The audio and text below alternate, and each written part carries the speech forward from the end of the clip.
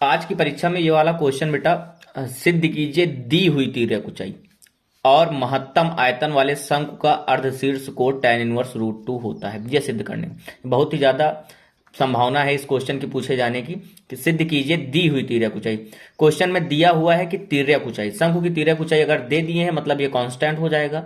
उसके बाद महत्तम आयतन, आयतन को महत्तम सिद्ध करेंगे हम, यानी उच्चिष्ठ और निम्निष्ठ का क्वेश्चन है। आयतन को महत्तम सिद्ध करके इनके जो अर्धशीर्ष कोण होगा उसको सिद्ध करना है कि tan इनवर्स √2 होता है। तो सबसे पहले तो एक शंकु बनाएंगे हम। अब शंकु में होता क्या क्या है, जो होता है सब कुछ मान लेंगे। तो सबसे पहले तो तिर्यक ऊंचाई l है, ऊंचाई इसकी h है और त्रिज्या इसकी r है, इतना मान लेंगे। उसके बाद इसका अर्धशीर्ष कोण अल्फा है, लिख देंगे। माना शंकु की तिर्यक ऊंचाई l, त्रिज्या r, ऊंचाई s तथा अर्धशीर्ष कोण अल्फा है। उसके बाद और दो चीजें हैं, दो नहीं मतलब आयतन दिया हुआ है कि आयतन महत्तम सिद्ध करना है, तो आयतन को भी मान लेंगे कि आयतन v है।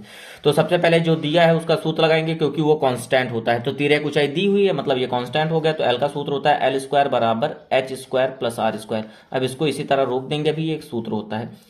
इसके बाद आयतन को महत्तम सिद्ध करना था तो यहां लिखेंगे शंकु का आयतन। शंकु का आयतन होता है 1/3 पाई आर स्क्वायर एच, इतना लिख दिया हमने। अब आर स्क्वायर है और एच है, तुम्हें जो सिद्ध करना है वो सिद्ध करना है कि कोण जो है अल्फा वो tan इनवर्स √2 होता है। अब यहां पर दो चर हैं हमारे क्वेश्चन में, एक r है और एक h है। तो इनका एक का मान निकालने के लिए तिर्यक ऊंचाई दे दी है कि यहां से चाहे r स्क्वायर का मान निकालो चाहे h का।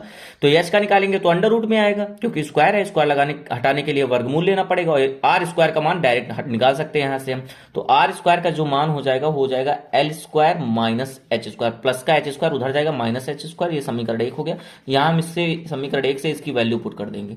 तो समीकरण 1 से v बराबर आगे हो जाएगा 1/3 पाई आर स्क्वायर का मान L square minus H square, into में एच लिखा है 1/3 पाई लिखे हैं, एल स्क्वायर का एच से गुणा कराएंगे L square H, minus H square का एच से गुणा कराएंगे एच क्यूब। उसके बाद कर देंगे एच के सापेक्ष अवकलन। महत्तम और निम्नतम मतलब उच्चिष्ठ और निम्निष्ठ के क्वेश्चन में अवकलन से स्टार्ट करते हैं, तो एच के सापेक्ष हम अवकलन कर देंगे। तो जब एच के सापेक्ष अवकलन करेंगे तो वी का अवकलन हो जाएगा dv/dh बराबर 1/3 पाई लिखे हैं, एल स्क्वायर लिखे हैं, एच का अवकलन 1 हो जाएगा माइनस एच क्यूब का अवकलन 3h स्क्वायर हो जाएगा। यहां से लिख देंगे हम पुनः अवकलन करने पर।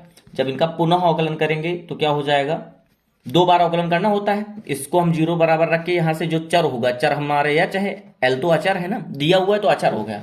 तो एच की वैल्यू निकालेंगे, उसके बाद जब इसका फिर से अवकलन कराएंगे वहां पर वैल्यू पुट करके इसका चिन्ह देखेंगे, यानी d2v। भाई इनका फिर से एच के सापेक्ष अवकलन करेंगे तो d2v/dh2 हो जाएगा बराबर 1/3 पाई लिखे हैं। ये एल स्क्वायर अकेले हो गया, अचर पद है, 0 हो जाएगा, माइनस 3 लिखे एच स्क्वायर का अवकलन 2h हो जाएगा।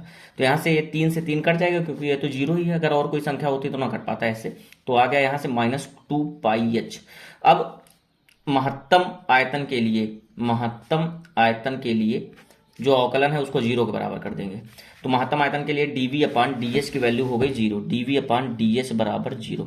dv/dh की वैल्यू 0 है कितनी, dv/dh की value 1/3 pi into L square minus 3h square बराबर 0। तो यहां से 1/3 पाई गुणा से भाग में चला जाएंगे तो पूरा 0 हो जाएगा, L square minus 3h square बराबर 0। एच की वैल्यू निकालनी है, प्लस का एल स्क्वायर इधर आएगा minus L square, minus minus plus हो जाएगा। तो यहां से एच स्क्वायर की वैल्यू आ गई एल स्क्वायर बटा 3, वर्गमूल लेंगे तो एच की वैल्यू आ जाएगी l/√3। अब जब एच की वैल्यू निकल आई l/√3, अब इसको हम रखेंगे द्वितीय अवकलन में, तो लिखोगे एच बराबर l/√3 पर d2v/dh2। रख के देखो कितना आ रहा है यहाँ पर d2v/dh2 में, तो माइनस का 2 पाई और एच की जगह लिख देंगे हम l/√3, तो ये माइनस का ही रहेगा। तो मतलब d2v/dh2 इज लेस देन हो गया 0, 0 से छोटा हो गया, माइनस का मतलब 0 से छोटा हो गया।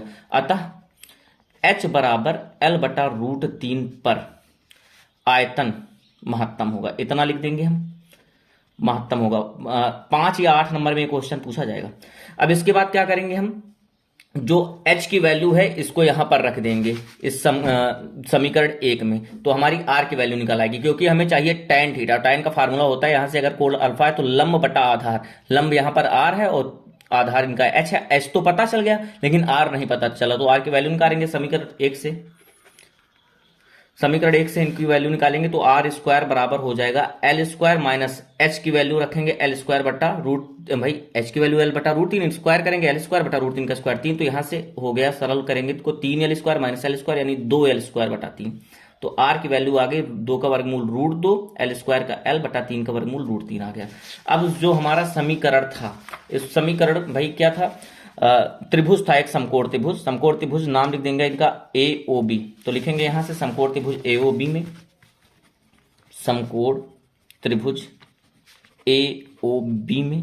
अब यहां से tan अल्फा का फार्मूला लगाएंगे, क्यों tan, क्योंकि tan ही सिद्ध करना, साइन सिद्ध करना होता तो साइन लेते, अब tan सिद्ध करना है तो tan अल्फा का फार्मूला हो जाएगा लंब बटा आधार, भाई लाल बटे कक्का तो लंब बटा आधार होता है इनका सूत्र, तो लंब हो गया r और आधार हो गया h। r की वैल्यू अभी हमने निकाली थी, कितनी आई थी r की वैल्यू, रूट 2 l बटा रूट 3, रूट 2 l बटा रूट 3, तो यहां रखेंगे रूट 2 l बटा रूट 3, और h की वैल्यू स्टार्टिंग में निकाली थी l बटा रूट 3, एल बटा रूट 3 से एल बटा रूट 3 कट गया पूरा पूरा, यहां पर बचा tan अल्फा बराबर रूट 2, tan अल्फा बराबर रूट 2 आ गया यहां से, तो अल्फा बराबर tan इनवर्स, tan जब इधर से उधर जाएगा तो इनवर्स लग जाएगा रूट 2, और यही सिद्ध करना था कि दी हुई तिर्यक ऊंचाई वाले शंकु, महत्तम शंकु के आयतन के लिए अर्धशीर्ष कोण tan इनवर्स रूट 2 होता है। ठीक।